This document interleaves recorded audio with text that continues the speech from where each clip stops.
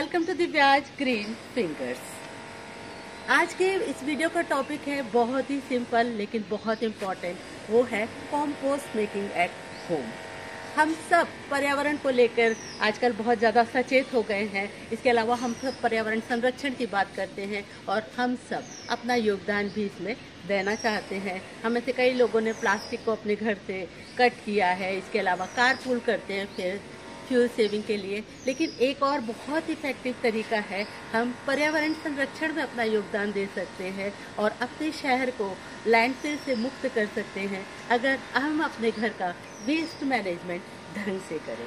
और इस waste management में हमारा जो किचन वेस्ट निकलता है, हॉर्टिकल्चर वेस्ट निकलता है, उसको हम आसानी से खाद में, कंपोस्ट में कन्वर्ट कर सकते हैं और वही कंपोस्ट हमारे पेड़ पौधों के बहुत अच्छे से उपयोग में आती है और उससे पेड़ पौधों को बहुत अच्छे से न्यूट्रिएंट्स मिलते हैं। हमारे पेड़ पौधे बहुत अच्छे से पनपते हैं और इस कंपोस्ट को बनाना बिलीव मी बहुत आसान है। इसे आप आसानी से बिना किसी एफर्ट के और बिना किसी गंदगी के बहुत आसानी से अपने घर में बना सकते हैं। कई लोगों को ये डाउट रहता है कि कंपोस्ट में से स्मेल आती होगी कंपोस्ट बनता है तो, लेकिन फ्रेंड्स बिलीव मी, आज मैं जो तरीका आपको बता रही हूँ उसमें आपको किसी भी तरह की स्मेल या मक्खी मच्छर वगैरह देखने नहीं मिलेंगे और इसे बनाना बहुत आसान है।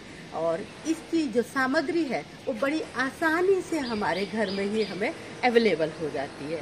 तो किचन वेस्ट कंपोस्ट बनाने के लिए आपको बेसिकली 3 या 4 चीज़ों की ज़रूरत होती है और इन 4 चीज़ों में से सबसे पहली चीज़ जो आती है वो होता है हमारे घर का किचन वेस्ट, जैसे कि हमारे फ्रूट पील्स हो सकते हैं, सब्जियों के छिलके हो सकते हैं, अगर आप एग्स खाते हैं तो एग्स हो सकते हैं, एग के छिलके हो सकते हैं। इसके अलावा जो भी हमारे घर में ग्रीन वेस्ट निकलता है, सब्जियों के छिलके, फलों के छिलकों के रूप में आप उसे इकट्ठा कर लीजिएगा।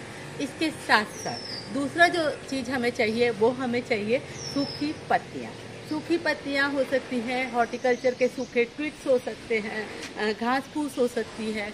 अगर ये अवेलेबल नहीं है तो आप इसके लिए कोकोपीट का इस्तेमाल कर सकते हैं। कोकोपीट भी लकड़ी का बुरादा हो सकता है, जो भी आपके एरिया में अवेलेबल है आप उसका इस्तेमाल कीजिएगा। तो आपको करना ये होता है कि एक हिस्सा आपका ग्रीन वेस्ट जो कि एवरीडे हमारी घर में निकलता है, सभी के घर में कुकिंग होती है और सभी के घर में ग्रीन वेस्ट निकलता है, वो 3 हिस्सा जो है वो हमें ड्राई मैटर लेना होता है और इनकी लेयरिंग करनी होती है। करना किस तरीके से मैं आपको बताती हूँ। कंपोस्ट बनाने के लिए हमें कंपोस्ट बिन की जरूरत होती है और कंपोस्ट बिन बाजार में बने बनाए भी आते हैं। इसके अलावा आप घर का मटका भी ले सकते हैं कंपोस्ट बनाने के लिए।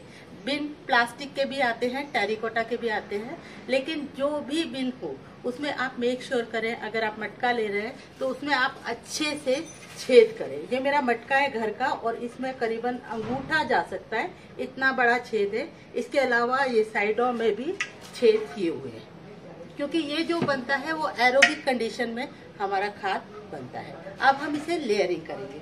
लेयरिंग के लिए ये किचन वेस्ट है, जैसा मैंने आपको बताया, ये नाइट्रोजन है और ये है सूखी पत्तियां, ये होती हैं कार्बन। हमारा नाइट्रोजन और कार्बन का जो रेशियो होता है वो आइडियली 1:3 होना चाहिए। तो ये मैं इसमें ये डाल देती हूँ एक लेयर और इसके बाद अब हम इसमें डालेंगे एक और लेयर सूखी पत्ती।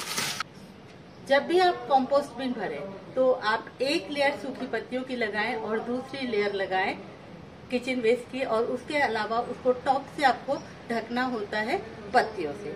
अगर आपके यहाँ पत्तियां अवेलेबल नहीं है तो आप लकड़ी का बुरादा यूज कर सकते हैं, कोकोपीट यूज कर सकते हैं और इसके अलावा आप ब्राउन पेपर भी यूज कर सकते हैं। अब सवाल आता है कि कंपोस्ट बिन को हम रखें कहाँ, तो कंपोस्ट बिन आप हमेशा थोड़ी सी ह्यूमिड और वार्म जगह पे रखिएगा और इसके अलावा इसको एक नीचे से मटके वाले स्टैंड पे इस तरीके से रखिएगा। तो और नीचे प्लेट रखना जरूरी होती है, क्योंकि जब कंपोस्ट बिन में हम लेयर्स लगा देते हैं तो उसमें 15-20 दिन बाद लीचेड निकलना शुरू होता है। और लीचेड एक तरीके की कॉम्पोस्ट टी होती है जिसे हम फर्दर यूज कर सकते हैं। 1 हिस्सा लीचेड और 10 हिस्सा पानी मिलाकर हम अपने पौधों में दे सकते हैं। कॉम्पोस्ट में आपको कॉम्पोस्ट बिन को बराबर हिलाते रहना होता है और इसके लिए आप किसी भी लकड़ी के डंडे से इसे हर 8-10 दिन में एक बार स्टीयर करेंगे तो आपका कॉम्पोस्ट अच्छे से बनेगा और फास्ट बनेगा। एक और चीज मेक श्योर करनी होती है कि आपके जो कॉम्पोस्ट है बिन, उसके छेद कभी भी बंद नहीं होने चाहिए, क्योंकि अगर छेद बंद हो जाते हैं तो उसमें एरिएशन अच्छे से नहीं होगा और आपका कॉम्पोस्ट अच्छे से नहीं बनेगा। और कॉम्पोस्ट बिन को आपको हमेशा ढक के रखना होता है। और कॉम्पोस्ट बनने में मेरा अपना ऑब्जर्वेशन है कि करीबन 2 से 2.5 महीने लगते हैं जब आपका कॉम्पोस्ट अच्छे से तैयार होता है। तो एक बार जब आपका मटका भर जाता है तो आप उसे 15 दिन के लिए छोड़ दीजिएगा और 15 दिन बाद 1-2 बार स्टीयर करेंगे बीच में और देखेंगे कि आप ये काफी नीचे धसक गया है। तो उसके बाद आप इसे 15 दिन का और लेयरिंग कर सकते हैं और फिर आप इसे 1-1.5 महीने के लिए छोड़िए। बीच बीच में स्टीयर करना जरूरी है। एक और चीज कर सकते हैं कि आप इसमें एक्सीलरेशन प्रोसेस के लिए आप इसमें थोड़ा सा खट्टा छाछ मिला सकते हैं, दही मिला सकते हैं, इडली का बैटर भी मिला सकते हैं अगर वो आपका ज्यादा हो गया है, वेस्ट है। कुक्ड फूड आप इसमें डाल सकते हैं, लेकिन इसमें ग्रीजी चीजें नहीं डालें, जैसे कि तेल वगैरह इसमें आप नहीं डालिएगा। इसके अलावा फिश बोन या फिर और कोई भी बोन आप इसमें मत डालिए। इसमें आप सिर्फ ऑर्गेनिक प्रोडक्ट जैसे कि फ्रूट्स एंड वेजिटेबल पील्स डालेंगे। तो मेरा अपना एक्सपीरियंस है कि इसका कॉम्पोस्ट जो बनता है वो बहुत ही अच्छा बनता है। अब सवाल उठता है कि हम कॉम्पोस्ट बनाएं क्यों? तो कॉम्पोस्ट बनाने का सबसे पहला रीजन मुझे जो समझ में आता है वो ये है कि my waste my responsibility. Interesting बात है कि हमारे घर में करीबन 50% जो डेली रोजमर्रा का कचरा निकलता है वो ऑर्गेनिक वेस्ट होता है और वो होता है फ्रूट्स और वेजिटेबल के पील्स, ट्विग्स वगैरह, जिसे कि हम आसानी से कंपोस्ट में कन्वर्ट कर सकते हैं। और दूसरी बात, अगर पेड़ पौधे घर में है, जैसे मेरे घर में बगीचा है, आपके घर में भी अगर पेड़ पौधे हैं तो आप उसी कंपोस्ट को यूज कर सकते हैं। आपको बाजार में पैसे खर्च करने की जरूरत नहीं है। और तीसरी बात, अगर पेड़ पौधे नहीं भी हैं तो आप उन्हें फ्रेंड्स और रिलेटिव्स को गिफ्ट कर सकते हैं, क्योंकि कॉम्पोस्ट को बनाना बहुत महंगा नहीं है। ये ऑलमोस्ट फ्री की चीज़ है, थोड़े से एफर्ट लगते हैं बस। तो यही वजह है कि कॉम्पोस्ट हमें बनाना चाहिए। और एक और बात मज़ेदार ये है कि कॉम्पोस्ट जब हम बनाकर अपने पौधों में देते हैं तो ये हमें बहुत सेंस ऑफ सेटिस्फेक्शन देता है, जिसे आप बाजार में खरीद नहीं सकते। तो यही वजह है कि हमें कंपोस्ट बनाना चाहिए।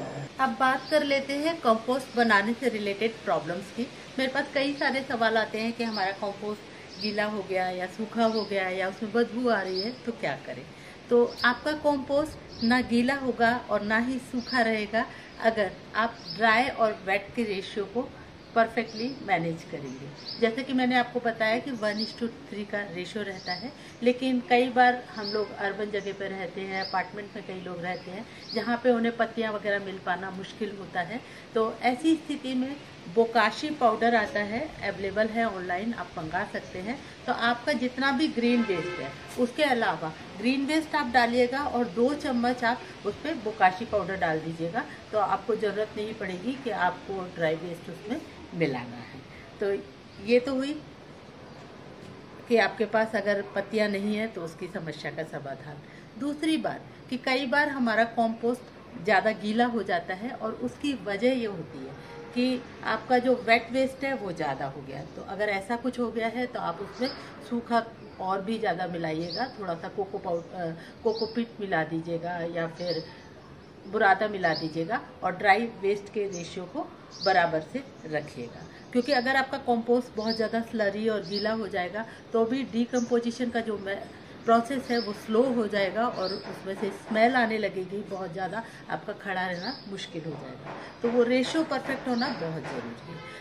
और कई बार कंपोस्ट सूखा हो जाता है बहुत ज़्यादा, तो सूखे होने की स्थिति में तो आपके पास पानी होता है, थोड़ा सा उसमें पानी डालिएगा 1-2 कप और उसे हिला दीजिएगा, जिससे कि थोड़ा सा वो मॉइस्चर उसमें मेंटेन रह जाए।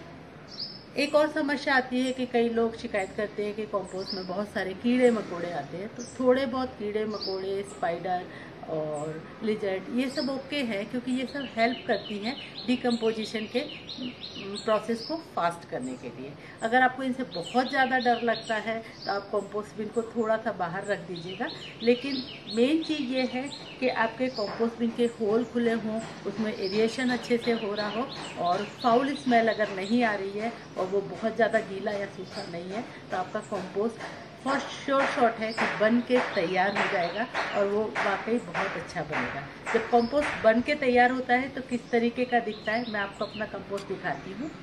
इस तरीके का प्रोडक्ट निकला है। अब हमारी अपनी इच्छा है कि हम चाहें तो इसे छान सकते हैं। ये देखिए आप, बिल्कुल मॉइस्ट और एकदम काली ये खाद है। अच्छे से ये डिकम्पोज हो गई है। कुछ हिस्से जो डिकम्पोज होने से रह गए हैं उनको दोबारा मिला दिया जाएगा खाद के बिन में। और ये देखिए आप, जो नीचे प्रोडक्ट आपको दिख रहा है, ये मेरी किचन वेस्ट कंपोस्ट है जो कि करीबन 3 महीने में बनकर तैयार हुई है। इसे मैंने छान लिया था। ये ऊपरी हिस्सा है और ये नीचे का। आप इसका कलर देखिएगा तो कलर एकदम डार्क ब्राउन कलर है। इसमें कोई स्मेल नहीं है, बल्कि ये सौंधी सौंधी खुशबू आ रही है। और आप इसका टेक्सचर देख सकते हैं, कितनी फ्री फ्लोइंग है ये। आपकी खाद सही से बनी है कि नहीं बनी, इसके लिए आप मॉइस्चर देखने के लिए लड्डू टेस्ट करते हैं। तो आप देखिए ये इसका लड्डू बन रहा है, तो ये खाद परफेक्टली बनी हुई है। और इस खाद को मैं इस्तेमाल कर सकती हूँ अपने पेड़ पौधों में सॉइल कंडीशनर के रूप में। ये सॉइल को एक वॉल्यूम देगी, मिट्टी को भुरभुरा बनाएगी। और इसके साथ साथ कई बार मेरे दर्शक पूछते हैं कि हम कितना कंपोस्ट अपने पौधों में डालें। तो एक हिस्सा गार्डन सॉइल, और अगर आपके फूलों वाले पौधे हैं तो आप इसे 2 हिस्से तक डाल सकते हैं। तो 1 हिस्सा गार्डन सॉइल, 2 हिस्से किचन वेस्ट कंपोस्ट और 1 हिस्सा कोकोपीट का मिश्रण आप बनाएंगे फूलों वाले पौधों के लिए तो बहुत अच्छा रहेगा। और साथ में आप इसे मल्चिंग के रूप में भी यूज कर सकते हैं। गर्मी के मौसम में अगर आपके यहाँ सूखे पेड़ पत्ते नहीं है तो मल्चिंग में भी ये किचन वेस्ट कंपोस्ट बहुत अच्छा काम करता है। तो फ्रेंड्स, अगर आप इस वीडियो को देख रहे हैं और अभी तक आप कंपोस्टिंग नहीं करते हैं तो आई होप आपको इस वीडियो को देख के कंपोस्टिंग करने का मन हो रहा होगा और आप कंपोस्टिंग जरूर कीजिएगा। अगर कंपोस्टिंग से रिलेटेड आपके कोई सवाल हैं तो आप मुझे कमेंट सेक्शन में लिखिए, मैं उनका जवाब देने की कोशिश करूंगी। और अगर आपको ये वीडियो पसंद आया है तो इस वीडियो को जरूर से शेयर कीजिएगा ताकि और भी लोग प्रेरित हो सके खाद बनाने के लिए। तो and a big thank you for watching this video till the end. Stay happy, stay connected.